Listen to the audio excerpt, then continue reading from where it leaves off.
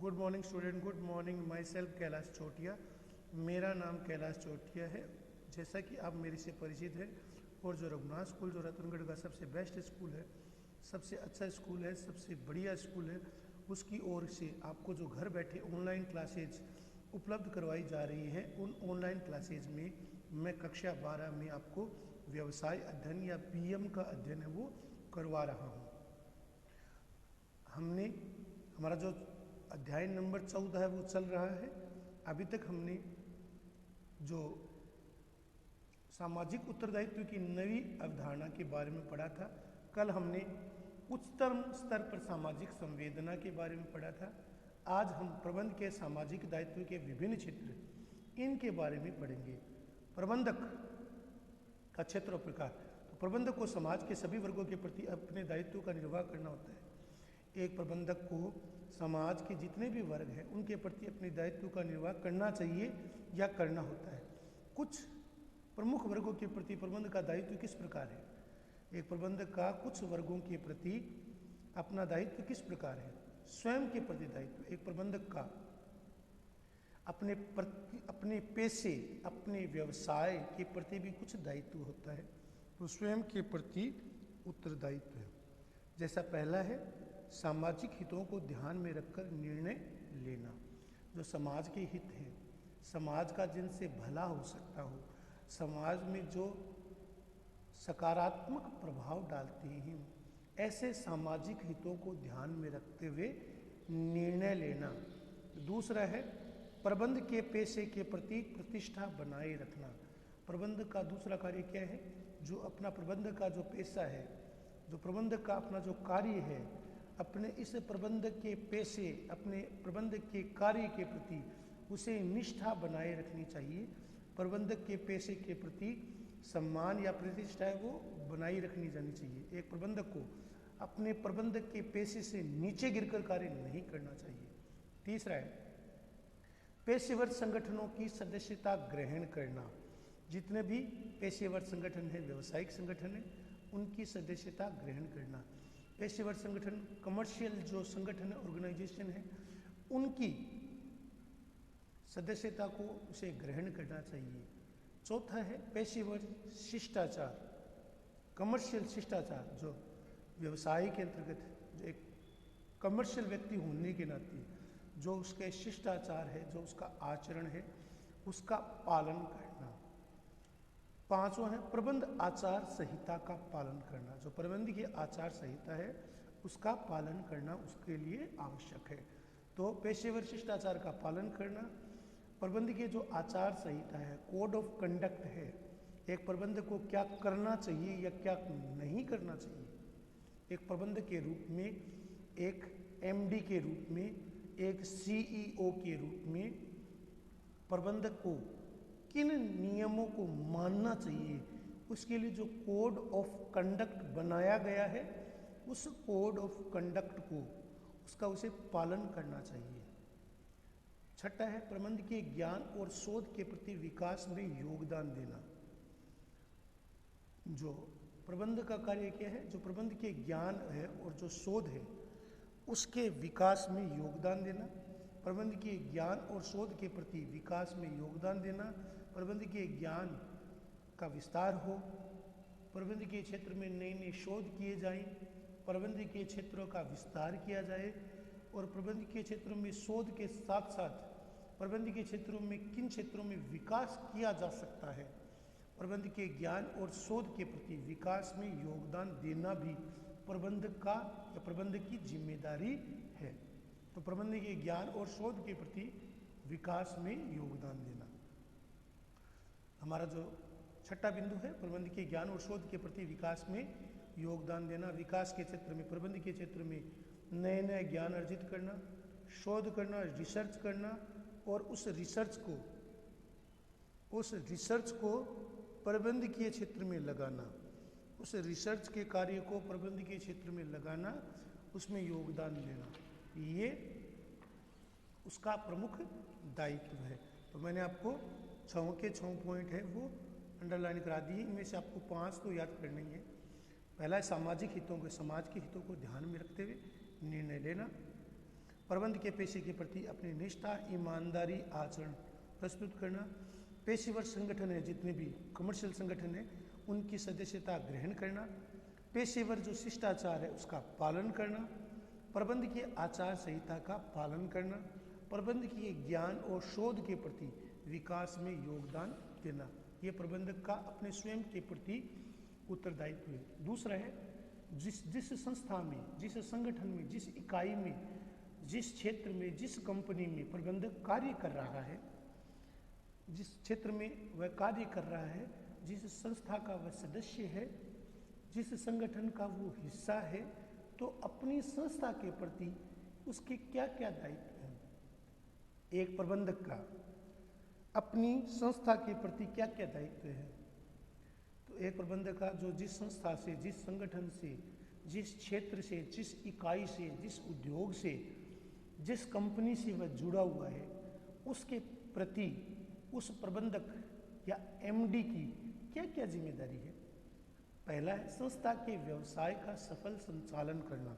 जो संस्था का व्यवसाय है उसका सफल संचालन करना। संस्था कहीं खत्म नहीं हो जाए तो संस्था के व्यवसाय का सफल संचालन करना। संस्था के उत्पादों की मांग उत्पन्न करना। संस्था जो नए नए उत्पाद बना रही है उनमें बाजार में मांग उनकी ज़्यादा हो, इसके लिए एडवर्टाइजमेंट, संस्था के लिए इसके लिए फ्री कूपन जैसी व्यवस्था, उत्पादों की मांग उत्पन्न करना। तो संस्था के व्यवसाय को सफल संचालन करना। कोई भी संस्था है वो घाटे में ज़्यादा दिनों तक नहीं चल सकती।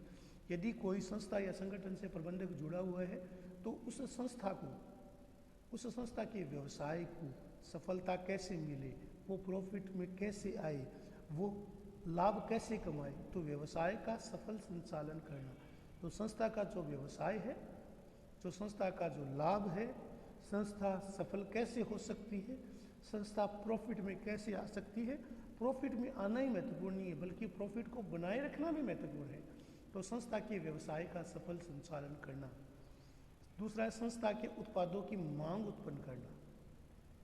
जो हमारी संस्था, जो हमारी कंपनी, हमारी निगम, हमारी इकाई, हमारे उद्योग, हमारी फैक्ट्री जिन वस्तुओं और सेवाओं का उत्पादन कर रही है, जिन वस्तुओं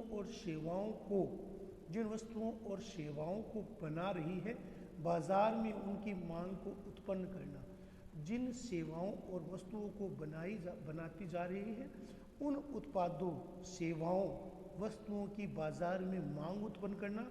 बाजार में मांग उत्पन्न करने के साथ साथ उस मांग को पूरा करना, उसकी मांग उत्पन्न करना, उसके लिए एडवर्टाइजमेंट, विज्ञापन आदि का सहारा लेना। उस संस्था की जो मांग है उस मांग के अनुसार, उस संस्था की जो मांग है उसी के अनुसार आपूर्ति करना, उस मांग को निरंतर बनाए रखना। इसके लिए जो उसकी वस्तु की कीमत है वो उसको तुलनात्मक रूप से सही रखना, एडवर्टाइजमेंट करना, मुफ्त कूपन बांटना, उसका प्रचार करना, एडवर्टाइजमेंट टीवी और अखबार में देना। तीसरा है संस्था को प्रतिस्पर्धा में बनाए रखना। कंपटीशन जब तक होगा तब तक बाजार में हम टिके रहेंगे। प्रतिस्पर्धा, जो विरोधी संस्था है, विरोधी कंपनी है, विरोधी फैक्ट्री है, विरोधी इकाई है, उन विरोधी इकाई को, कोई प्रतिस्पर्धा को बनाए रखना, उस विरोधी इकाई के साथ कंपटीशन के व्यवहार या आचरण को बनाए रखना। तो संस्था को प्रतिस्पर्धी बनाए रखना। संस्था हमारी कैसे प्रतिस्पर्धी बने, कंपटीशन कैसे हो, कंपटीशन की मांग को कैसे पूरा किया जा सकता है। आपस में जो कंपनियों के बीच में प्रतिस्पर्धा, माल को लेकर, गुणवत्ता को लेकर, कीमत को लेकर जो संस्था ये अन्य संस्थाओं के साथ जो प्रतिस्पर्धा होती है उसको बनाए रखना। अपनी वस्तु, सेवाओं, उत्पादों की कीमत इतनी नहीं घटा देना कि वो टिक ही नहीं पाए। तो संस्था को प्रतिस्पर्धी बनाए रखना। चौथा है व्यवसाय में नवाचार को प्रोत्साहन देना। व्यवसाय में नवाचार का मतलब है नए विचार, नई तकनीक, नए शोध, नया आचरण। तो व्यवसाय में कंपटीशन का ज़माना है तो जितना व्यवसाय है वो सारा के सारे प्रतिस्पर्धात्मक है, कम्पिटिटिव मार्केट है।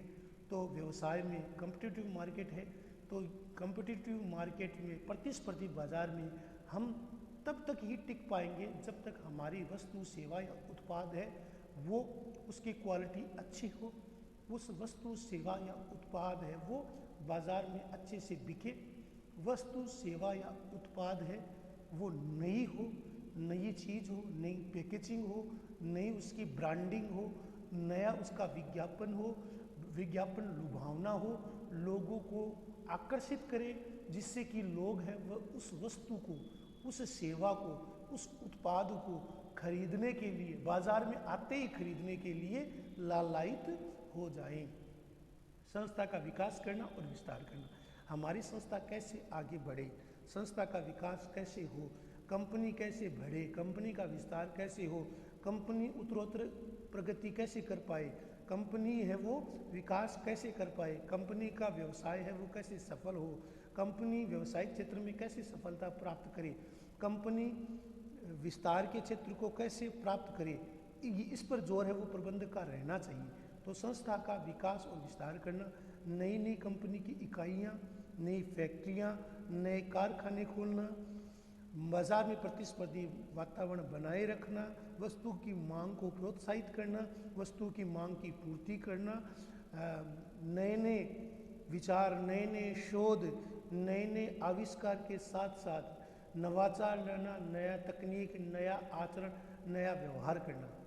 इसके अलावा जो नए नए शोध कार्य है उनको बढ़ावा देना, शोध कार्य जैसे रिसर्च के क्षेत्र में मार्केट में किस वस्तु की मांग हो सकती है, उपभोक्ता क्या चाह सकता है, विक्रेता की या विक्रेता किस चीज़ की मांग कर सकता है, तो शोध कार्य इस क्षेत्र में रिसर्च करना, मार्केटिंग करना। मार्केटिंग अपने आप में बहुत बड़ी जिम्मेदारी है, तो मार्केटिंग जो गुरु हैं उनकी सलाह लेना, मार्केट में लोगों के सामने ऐसी वस्तु देना जिसकी मांग ज़्यादा हो। संस्था का लाभार्जन क्षमता बनाए रखना, संस्था हमारी है वो लाभार्जन कैसे करती रहे, प्रॉफिटेबिलिटी कैसी बनी रहे, संस्था को लाभ है वो कैसे कमाती रहे, संस्था प्रॉफिट में कैसे बनी रहे, संस्था का लाभ कैसे हो, संस्था है वो लाभ कैसे प्राप्त करती रहे, संस्था अपने लाभार्जन की क्षमता को कैसे बनाए रखे, इसके लिए नई वस्तु, नई सेवा, नए उत्पाद, नवाचार लाना, नए शोध और तकनीक को बढ़ावा देना, जिसके तहत कंपनी का लाभ है प्रतिस्पर्धी मार्केट में भी टिका रहे, कंपनी को लाभांश है उसमें वृद्धि हो, कंपनी का लाभांश नहीं घटे, कंपनी के लाभ में उत्तरोत्तर वृद्धि होती जाए, क्योंकि लाभ होगा तभी कंपनी का विस्तार होगा, तभी कंपनी के जो शेयर हैं वो आगे बढ़ेंगे। तो संस्था के लाभार्जन क्षमता को, लाभ अर्जन की क्षमता को बढ़ाए रखना, तिमाही, छमाही और वार्षिक नतीजे जारी करना, तिमाही, छमाही और वार्षिक नतीजों को जारी करने के साथ साथ कंपनी का उद्देश्य न केवल हर जो तिमाही है, छमाही, उसमें लाभ को बढ़ाना होता है, बल्कि लाभ में उत्तरोत्तर वृद्धि करना भी होता है। तो संस्था के लाभार्जन क्षमता को बढ़ाए रखना, संस्था कैसे प्रॉफिट में आए, संस्था को लाभ कैसे हो, संस्था की लाभार्जन क्षमता कैसे बनी रहे। अगला, उस कंपनी की, जैसे अंग्रेजी में कहा गया है कि reputation is a like a shadow but character is the real thing. जो संस्था की जो छवि है, प्रतिष्ठा है, उस छवि और प्रतिष्ठा को धूमिल न करना। उस कंपनी की जो कहते हैं ना कि नाम कमाने में कई साल लग जाते हैं, लेकिन नाम धूमिल करने में 1 मिनट लगती है। तो संस्था की जो छवि है, उसकी प्रतिष्ठा है, उसका वैभव है, उसका गौरव है, उसकी जो परंपरा है, उसको बनाए रखना। संस्था की छवि, प्रतिष्ठा को कोई किसी प्रकार का नुकसान न हुए, संस्था की छवि और प्रतिष्ठा बनी रहे, बाजार में संस्था की वैल्यू बनी रहे, संस्था है वो उत्तरोत्तर वृद्धि करती जाए, संस्था की छवि और प्रतिष्ठा से लोग आकर्षित हों, वो वस्तु और सेवा, उत्पाद या कंपनी के शेयर है वो खरीदने के लिए लालायित रहें। तो संस्था की छवि और प्रतिष्ठा का निर्माण करना भी महत्वपूर्ण है। तो इन 7 पॉइंटों में आपको कोई 5 याद करनी। अपनी संस्था के प्रति एक प्रबंधक का एक अपनी संस्था के प्रति क्या क्या जिम्मेदारी होती है? संस्था के व्यवसाय का सफल संचालन करना प्रत्येक प्रबंधक की जिम्मेदारी होती है। सफल संचालन करना, क्योंकि घाटे में कोई संस्था, कंपनी, निगम, इकाई, फैक्ट्री नहीं रह सकती, इसलिए संस्था के व्यवसाय का सफल संचालन करना। संस्था है वो कंपनी है या इकाई है या निगम है या उद्योग है, वो सफल रहे, सफलता के मुकाम को प्राप्त करे। संस्था के उत्पादों की मांग उत्पन्न करना, संस्था, कंपनी, उद्योग, इकाई नए नए उत्पाद बनाए बाजारों में उनकी मांग पैदा हो, संस्था में बाजारों में मांग पैदा होने के साथ साथ संस्था है वो उत्तरोत्तर वृद्धि करती जाए। संस्था को प्रतिस्पर्धी बनाए रखना, संस्था है वो कंपटीशन में कैसे बनी रहे, संस्था है वो कंपटीशन के मार्केट को कैसे सहन करे, संस्था है वो प्रतिस्पर्धी अपने आप को कैसे बनाए रखे, उस वस्तु की कीमत को कम करके तुलनात्मक रूप से वस्तु की गुणवत्ता को कम करके या तुलनात्मक रूप से वस्तु की गुणवत्ता को बढ़ाकर कम कीमतों को कम करके कम लाभ कमाकर संस्था को प्रतिस्पर्धी बनाए रखना। व्यवसाय में नए विचार, नई सोच, नई तकनीक, नई विधा, नए प्रयोग को प्रोत्साहन दिया जाए। संस्था का विकास हो, विस्तार हो, संस्था फैले, संस्था की इकाइयाँ, सह इकाइयाँ, उद्योग, फैक्ट्रियाँ, कंपनियाँ बढ़ती जाए। संस्था का विकास और विस्तार होना, शोध कार्य को बढ़ावा देना, रिसर्च के क्षेत्र में नए नए इन्वेशन, नई नई खोज, नई नई तकनीक, नए नए विधा, बाजार में किस वस्तु की मांग हो सकती है, मार्केट गुरु की सलाह लेना, एडवर्टाइजमेंट करना, शोध कार्य करना, यह भी संस्था का कार्य होता है। संस्था को लाभार्जन क्षमता, संस्था प्रॉफिट में है, अच्छी बात है, उस प्रॉफिट को कैसे बढ़ाया जाए, उस प्रॉफिट में उत्तरोत्तर बढ़ोतरी कैसे हो, संस्था है वो लाभार्जन क्षमता को कैसे बनाए रखे, संस्था अपने लाभ की क्षमता को कैसे रखे, संस्था अपने लाभ को कैसे बनाए रखे, संस्था लाभ की स्थिति को कैसे बरकरार रखे, ये भी अधिक महत्वपूर्ण है। संस्था की छवि और प्रतिष्ठा का निर्माण करना, जो हमने संस्था की छवि प्रतिष्ठा संस्था के लिए बनाई है, उस संस्था की छवि प्रतिष्ठा का निर्माण करना, संस्था की छवि को, संस्था की प्रतिष्ठा को बनाए रखना, उसकी प्रतिष्ठा का निर्माण करना, संस्था की छवि धूमिल न हो, उसकी प्रतिष्ठा में कोई दाग न लग जाए, वो संस्था है वो नामी संस्था के रूप में विख्यात है, उसका नाम है, उसका गौरव है, उसका इतिहास है, उसकी परंपराएं हैं। तो संस्था की जो अपनी उसकी जो छवि है वो छवि धूमिल न हो, संस्था की प्रतिष्ठा वो बनी रहे, संस्था की प्रतिष्ठा में उत्तरोत्तर वृद्धि होती रहे। तो संस्था की छवि, उसकी प्रतिष्ठा, उसमें अभिवृद्धि हो, संस्था की छवि प्रतिष्ठा कहीं धूमिल न हो। संस्था को लाभार्जन क्षमता बनाए रखना ये भी महत्वपूर्ण है। शोध कार्य को बढ़ावा देना ये भी महत्वपूर्ण है। संस्था का विकास विस्तार कैसे हो, संस्था विकास और विस्तार को कैसे प्राप्त करे, ये भी जरूरी है। तो संस्था की छवि और प्रतिष्ठा को बनाए रखना भी अति महत्वपूर्ण है। तो आज हमने 2 टॉपिकों पर अध्ययन किया है। स्वयं के प्रति उत्तरदायित्व, प्रबंधक का स्वयं के प्रति क्या उत्तरदायित्व है, और अपनी संस्था, अपनी कंपनी, अपनी इकाई, अपना उद्योग, अपना निगम, अपनी फैक्ट्री, अपनी संस्था जिसका वो MD या CEO है, तो एक प्रबंधक का अपनी संस्था के प्रति क्या क्या दायित्व है, इन दोनों का हमने अध्ययन किया है। इनको आपको लिखना है, याद करना है, समझना है, ये आपका होमवर्क है। धन्यवाद।